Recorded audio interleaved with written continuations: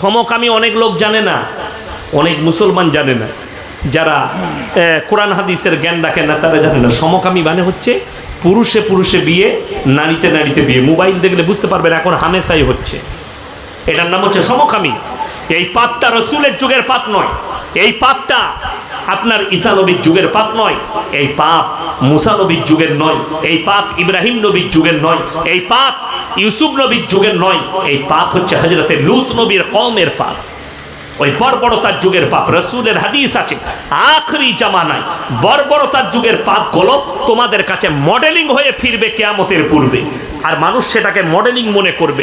আজকে শিক্ষিত যুবক যুবতী তারা সমকামিতে লিপ্ত হচ্ছে, তারা কাপড় ছোট পরছে আর এটাকে বলছে মডেলিং, অথচ জানে না আদিম যুগের মানুষ তোমাদের মতো ছোট কাপড় পরতো, তাদের কাছে কাপড় ছিল না, তোমাদের মতো ন্যাংটো থাকতো। অথচ যেটাকে সভ্যতা বলা হচ্ছে, সভ্যতা মানা হচ্ছে নারীরা ঢেকে নিবে, পুরুষরা নিজের শরীর থাকবে, সাতার ঢেকে নিবে, এটাই হচ্ছে সভ্যতা, এটাই হচ্ছে মায়ের কারণে একজন নবীর বিবিকে আল্লাহ জাহান্নামী ঘোষণা করে দিয়েছে। একজন নবীর বিবি, তিনি কে? হযরতে নূহ নবী। নূহ নবীর বিবি জাহান্নামী। আল্লাহ কোরআনে লাকির টেনে দিয়েছেন, তার অপরাধ ছিল 4টা মারাত্মক অপরাধ। নাম্বার 1, নবীরা জান্নাতি না জান্নাতি লয় বাবা, নবীরা জান্নাতি, নবীরা মাসুম, নবীরা জান্নাতি, এটা আল্লাহর ঘোষণা। কিন্তু নবীর বিবি, পয়গম্বরের বিবি, আজকে যদি আমার বিবি মনে করে আমার স্বামী তো বক্তা, কোন বক্তার স্বামী, কোন মৌলবীর বিবি, কোন হুজুরের বিবি যদি মনে করে, কোন হাজী সাহেবের বিবি যদি মনে করে আমার স্বামী তো হাজী সাহেব, সে তো তাহাজ্জুদ পড়ে, সেই আমাকে পার করাবে, আমি আমল না করলেও চলবে, তোমার ওইটা স্বপ্ন দেখা হচ্ছে, এটা কোনোদিন পূরণ হবে না। নূহ নবী, তার বিবির 4টা অপরাধ ছিল মারাত্মক। 1 নম্বর হচ্ছে আল্লাহকে বিশ্বাস না করা, 2 নম্বর হচ্ছে আল্লাহর নবীকে, নূহ নবীকে নবী বলে বিশ্বাস না করা, 3 নম্বর হচ্ছে স্বামীর অবাধ্যতা, আর 4 নম্বর হচ্ছে শিরিক করা, আল্লাহ ব্যতীত পাথরের উপাসনা করা। আমাদের দেশে খুব সুন্দর কথা বলে একজন বাবা আছে, বাগেশ্বর ধাম বাবা, তো তিনি একটা বক্তব্যে বলেছেন, দামি কথা বলেছেন, যে সনাতন ধর্ম जो है ये 1-2 साल का नहीं है, 1000 साल नहीं, 5000 साल पुराना है। এটা মিথ্যা নয়, সত্য। सनातन धर्म 5000 साल पुराना धर्म है। लेकिन मेरे दोस्त, আমার ভাই, আমরা যখন ইতিহাস তুলছি ইসলামের, তখন দেখছি 5000 পেছনে যার যুগ থেকে শিরকের কাজ চালু হয়েছে, আল্লাহ ব্যতীত অপরের উপাসনা করা, তিনি হচ্ছেন হযরতে নূহ নবী। এই নূহ নবীর জামানা থেকেই পৃথিবীতে শিরকের কাজ শুরু হয়েছে, আল্লাহ ব্যতীত পাথরের, গাছে, কবরের ঢিপির উপাসনা, আল্লাহ ব্যতীত অপরের কাছে চাওয়া, তার মডেল করে চাওয়া, এটা চালু হয়েছে নূহ নবীর জামানা থেকে।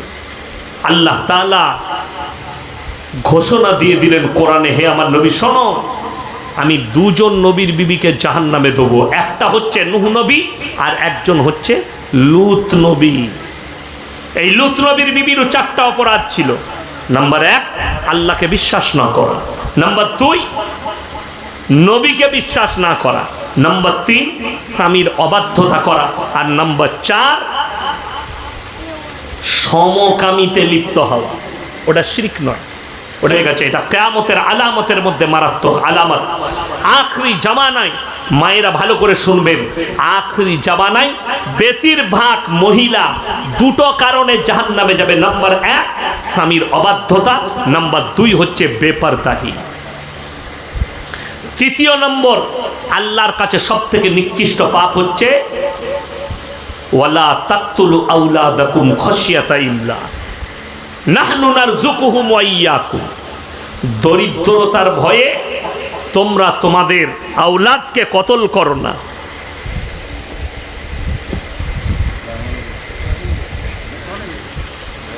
দরিদ্রতার ভয়ে তোমরা তোমাদের আওলাদকে কতল করো না।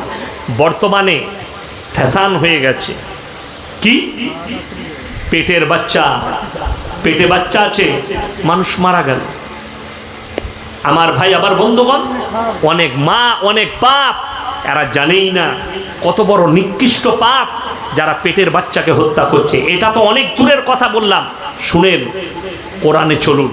আল্লাহ তাআলা কোরআনে কারীমের মধ্যে বলেছেন, কোন পৃথিবীর মানুষ, এখানে আল্লাহ ধর্মের কথা বলেনি, একটা নিরীহ মানুষকে যদি কেউ হত্যা করে, সে গোটা মানব জাতিকে হত্যা করলো।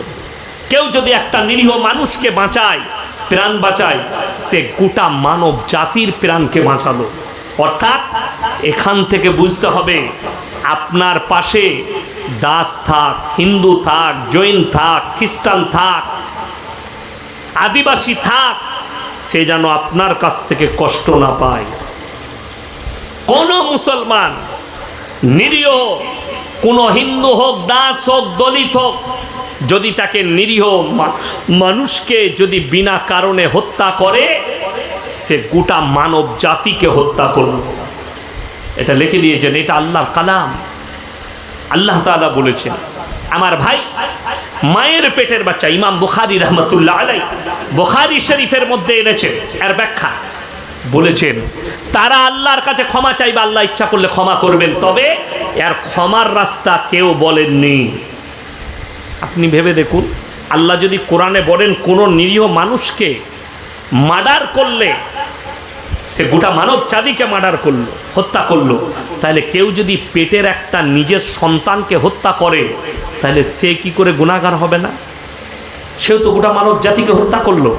এবং কিছু মা বাপ তারা ভাবে, আমার পরিবার জানে না আমি পেটের বাচ্চা নষ্ট করেছি, আমার সন্তান, আমার ইমাম জানে না, আমার প্রতিবেশী জানে না যে আমার পেটের বাচ্চাটাকে আমি ওষুধ ইঞ্জেকশন দিয়ে গলিয়ে রক্ত পানি করে নামিয়েছি।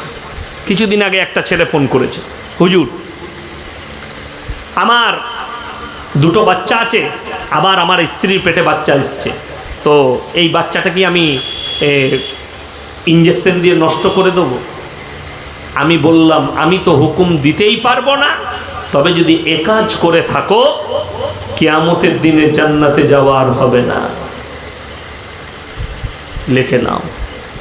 আমার বন্ধুগণ, আমার ভাই, আপনাদেরকে অনুরোধ করে বলে যাচ্ছি, আপনারা লিখেলেন, কিয়ামতের দিনে আল্লাহ তাআলা যারা মনে করছেন রক্ত পানি করে পায়খানার চেম্বারে, নদ নদী নালায় পৌঁছে গেছে, আমার স্ত্রীর পেটে ইঞ্জেকশন দিয়ে শরীরে বাচ্চাটাকে গলিয়ে রক্ত পানি হয়ে প্রস্রাবের রাস্তা দিয়ে নেমে পায়খানার চেম্বারে চলে গেছে, নদ নদী নালায় চলে গেছে, আল্লাহর কসম, আল্লাহ কোরআনে কসম খেয়েছেন যে আমি কিয়ামতের দিনে লা উকসিমু বিয়াউমিল কিয়ামা, আমি কসম খাচ্ছি কিয়ামতের দিনের, ওয়ালা উকসিমু বিন-নাফসিল লাওয়ামা, আরো আমি কসম খাচ্ছি ওই সমস্ত আত্মার যারা বলে আল্লাহ মানুষকে কেমন করে পুনরায় দাঁড় করাবেন।